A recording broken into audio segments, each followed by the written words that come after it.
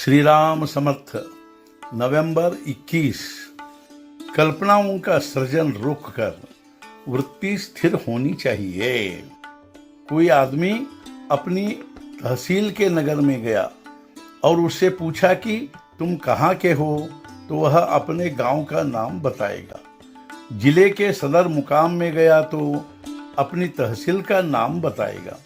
प्रदेश में गया तो जिले का नाम बताएगा, और यदि दूसरे प्रांत में गया तो अपने प्रांत का नाम बताएगा, और विदेश में गया तो अपने देश का नाम बताएगा।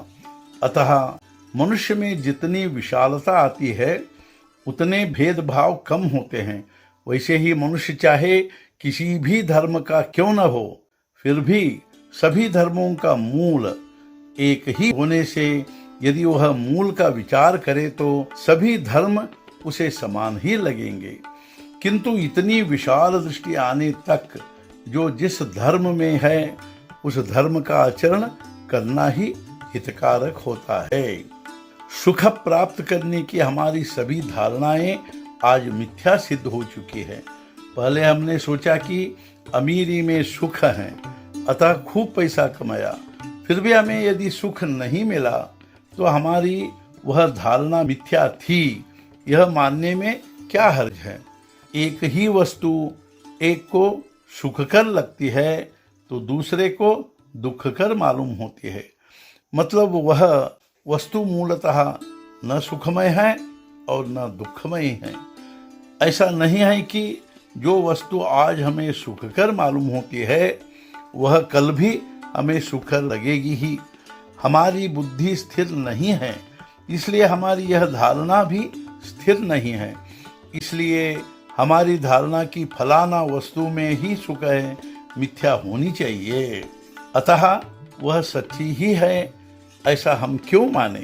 संसार के अपने रिश्ते हम अपनी समझ से ही निर्माण करते हैं और फिर उन्हें नकारने या भूल जाने को हम ही तैयार होते हैं।